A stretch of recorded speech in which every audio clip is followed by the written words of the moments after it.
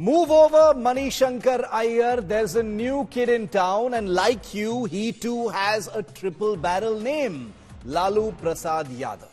Never ever really far away from the headlines. Lalu is back in the spotlight, this time for mocking Narendra Modi and calling him familyless, someone who doesn't have a family. To be clear, viewer, a convicted criminal with no less than 9 children out on bail for health reasons is taunting the Indian Prime Minister, saying Modi has no family.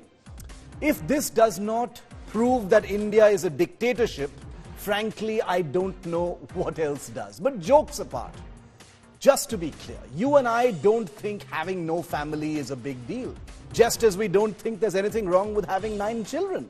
Also, it's become amply clear that in the last 2 decades, viewer, all's fair in the surround sound of election season. People say all sorts of personal things, but Lalu's taunt, poking Narendra Modi as familyless, isn't just badly baked politics. In my view, it's actually a monumental faux pas, self-goal that even Manishankar Iyer would be proud of. We don't know yet if the chaiwala of 2014, who became a chowkidar in 2019, is now the familyless of 2024. No political barbs really manage to grab attention any longer. You'll agree with me. Literally, because as I said, anything goes, anything is digested, and people are not really surprised, no matter how personal the barb. But there's something here. Lalu's taunt not only gives the BJP a very handy weapon to hit back, as we've seen already with the entire Council of Ministers and BJP Parivar adding Modi Ka Parivar to their names on their social media handles, but it actually authenticates, accentuates and amplifies all that is bad with Lalu Raj, and how it is precisely Modi's lack of a family in the conventional sense that allows Narendra Modi to radiate the reputation of working for nobody other than them, the public. This is a Lalu whose family has been embroiled in corruption cases and scams for decades, with the patriarch convicted in multiple cases and barred from fighting elections.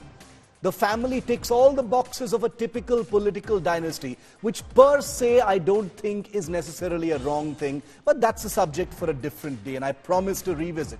The point here today is Lalu is frequently forgiven his corrupt trespasses because generations of pseudo-seculars who see him as an unbending warrior against Hindutva and communalism seem to forgive that corruption.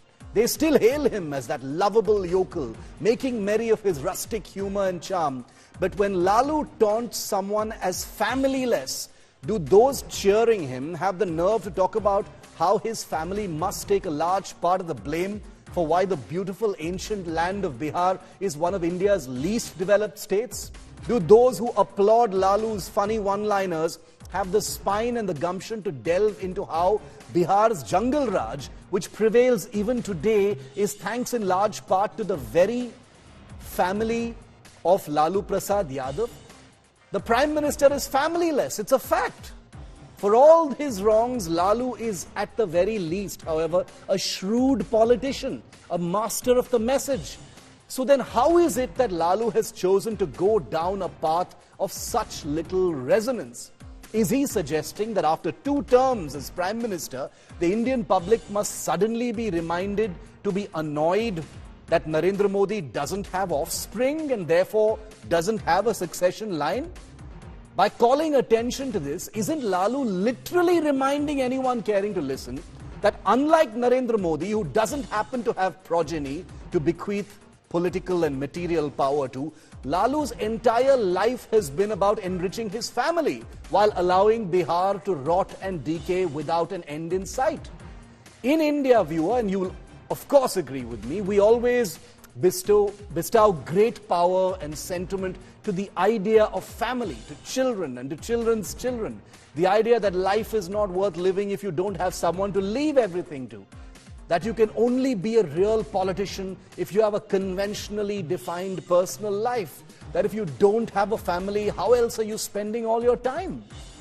If I were Modi, I'd be thanking Lalu much more than I perhaps thanked Manishankar. Thanks for listening.